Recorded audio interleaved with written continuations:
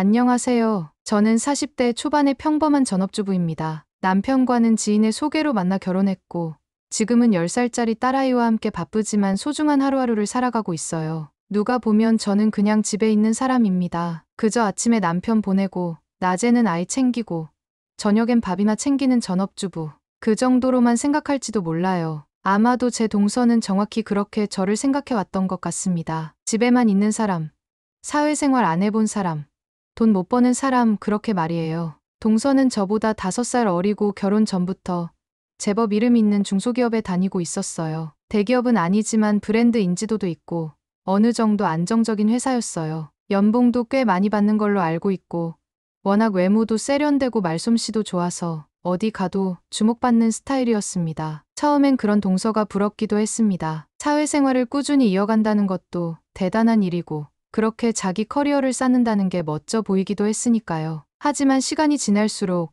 그 사람의 말투와 태도 속에 뭔가 묘한 기류가 느껴졌어요. 늘 제가 집에 있는 사람이라는 점을 슬쩍슬쩍 건드리는 말투랄까요? 시댁에서 무슨 행사가 있을 때면 동서는 늘 똑같은 패턴이었습니다. 회사 일이 늦어져서요. 프로젝트 마감이라 바쁘네요. 외근이라 못 들렀어요. 음식 다 차려지고 설거지만 남았을 때쯤 도착해서 어머님께 조그마한 봉투를 건넸어요. 그리고는 꼭 이런 말을 하죠. 형님, 저 대신 수고 좀 해주세요. 형님은 집에 계시니까 시간 많으시잖아요. 입꼬리를 살짝 올린 그 표정. 말은 웃으며 했지만 속뜻은 뻔히 보였습니다. 난 일하느라 바쁘고 형님은 놀고 있으니까 당연히 해야 하는 거 아니에요. 이 집은 어차피 전업주부인 형님이 챙기는 거니까요. 라는 눈빛과 말투. 분명히 담겨 있었거든요. 그뿐이 아니에요. 시댁 가족 여행이나 외식 자리를 잡을 때도 꼭 한마디씩 하죠. 형님은 집에 계셔서 시간 맞추시기 편하실 테니까 날짜는 저한테 맞추시는 게 낫겠어요. 말은 부탁인 척하지만 제겐 늘 명령처럼 들렸습니다. 당신은 할 일 없는 사람이고 나는 바쁜 사람이니 양보해라. 그 사람에게 전업주부는 그냥 시간이 남아도는 사람, 한가한 사람, 사회와 단절된 사람이었던 거죠. 참 이상하죠. 남의 회사에서 정해준 시간에 출퇴근하고 일을 해줘서 돈을 받는 건 능력이고 내 가족을 위해 직접 시간을 기획하고 살림을 챙기는 건 무능으로 여겨지는 세상 말이에요. 그런 말과 태도가 한두 번이 아니라 해마다 반복되고 점점 교묘해지다 보니 저도 마음 한구석이 점점 얼어붙었습니다. 아무리 이해하려 해도 그 눈빛과 말투에서 느껴지는 그 우위감은 쉽게 지나칠 수 없었어요. 말로 대놓고 무시하진 않지만 늘 깔고 들어가는 그 말 한마디. 형님은 집에 계시잖아요. 그 말이 저를 수없이 흔들었습니다. 그렇다고 제가 아무것도 안 하고 있었던 것도 아니었는데 말이에요. 집안 살림은 물론이고 아이 키우는 것도 하루 종일 전쟁이었고 집안의 모든 대소사도 챙기고 있었는데 말입니다. 동서는 저와 시댁에 늘 바쁘다고 하면서 시간이 없는 척했지만 동서의 SNS를 가끔 들어가 보면 여행 가서 찍은 사진들과 쇼핑하는 사진들이 잔뜩 올려져 있었습니다. 뭐야, 맨날 바쁘다면서 여행할 시간이랑 쇼핑할 시간은 있나 보네. 저는 혼자 쓴 웃음을 지었습니다. 동서는 저를 그냥 집에만 있는 사람, 결혼 후에 멈춰버린 사람이라고 생각했던 것 같아요. 그래서 은근히 함부로 대했던 거겠죠. 하지만 그 착각이 얼마나 잘못된 것이었는지 그걸 깨달을 날이 곧 오게 될 줄은 동서 본인도 몰랐을 겁니다. 그렇게 시간이 흘렀고 작년에 저희 가족은 작은 20평대 아파트를 떠나 조금 더 넓은 30평대 아파트로 이사를 하게 되었습니다. 아이도 점점 커가고 여기저기 쌓이는 살림살이와 장난감들을 보며 남편과 저는 결정했죠. 이제는 조금 더 여유 있는 공간이 필요하겠다 생각했습니다. 새 집으로 옮기면서 우리는 큰맘 먹고 인테리어도 싹 새로 했어요. 오래 쓰던 가구들과 가전제품은 중고로 정리하고 그동안 차곡차곡 모아온 돈으로 원하는 스타일의 소파와 식탁, 커튼, 벽지까지 하나하나 직접 고르고 발품 팔며 채워 넣었죠. 그렇게 몇 달 동안 준비해서 완성된 저희 집은 겉보기에 화려하진 않아도 정갈하고 편안한 정말 우리 가족을 위한 공간이었습니다. 인테리어가 완성되고 우리는 시댁 식구들을 초대해 조촐한 집들이를 열었습니다. 어머님과 아버님은 오자마자 와, 집이 정말 아늑하고 따뜻하구나. 라며 연신 칭찬을 아끼지 않으셨어요. 남편도 흐뭇한 표정으로 저를 바라보며 여보, 정말 고생했어.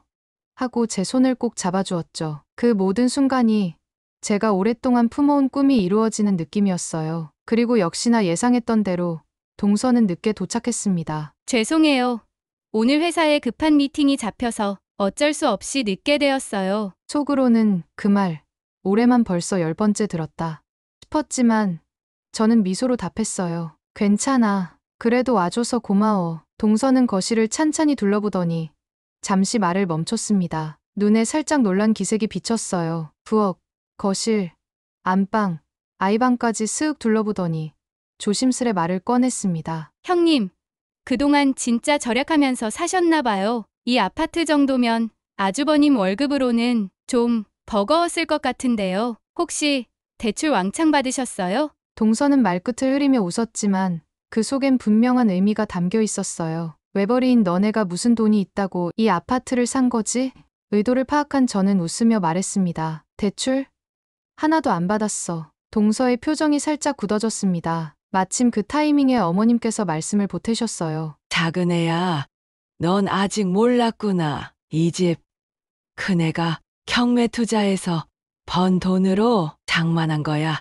대출 하나도 없이. 우리 아들 월급만으로는 서울에 아파트 하나 사기 힘들지 않니? 이게 다 큰애가 재테크 잘해서 그런 거야. 그동안 살림도 하고 아이도 돌보면서 얼마나 부지런했는데. 그 말에 동서는 눈을 크게 뜨며 저를 바라보았습니다. 그 시선엔 놀라움과 당혹스러움, 그리고 자존심이 상한 듯한 복잡한 감정이 담겨 있었어요. 저는 천천히 입을 열었습니다. 동서가 몰랐을 만도 하지. 내가 뭐 티를 낸 것도 아니고 조용히 준비했으니까. 사실 7년 전부터 경매 공부 시작했거든. 처음엔 그냥 월세 받아서 아이 학원비라도 보태볼까 싶어서 시작한 건데 하다 보니 물건 보는 눈도 생기고 좋은 기회들도 오더라고. 동서는 말없이 제 말을 듣고만 있었습니다. 저는 계속 이어갔죠. 지금은 내 명의로 된 아파트 2채 있고 월세 꼬박꼬박 들어오는 상가도 3군데 있어. 살림하고 아이 키우는 틈틈이 시간 쪼개서 공부하고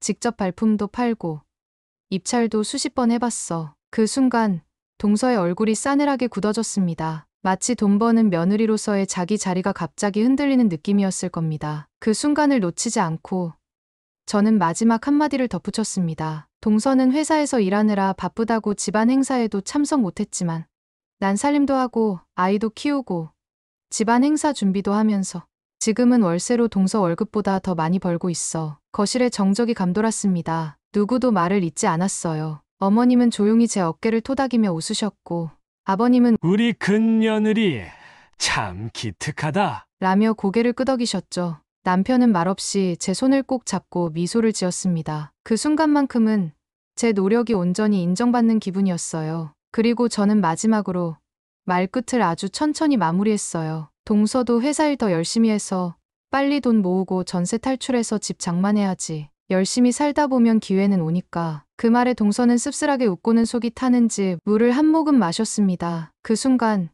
제가 그동안 동서에게서 받았던 수많은 비웃음과 무시는 모두 허공으로 날아가듯 사라졌습니다. 그날 이후 동서는 더 이상 저에게 함부로 말하지 않습니다. 예전처럼 형님은 집에만 계시니까요.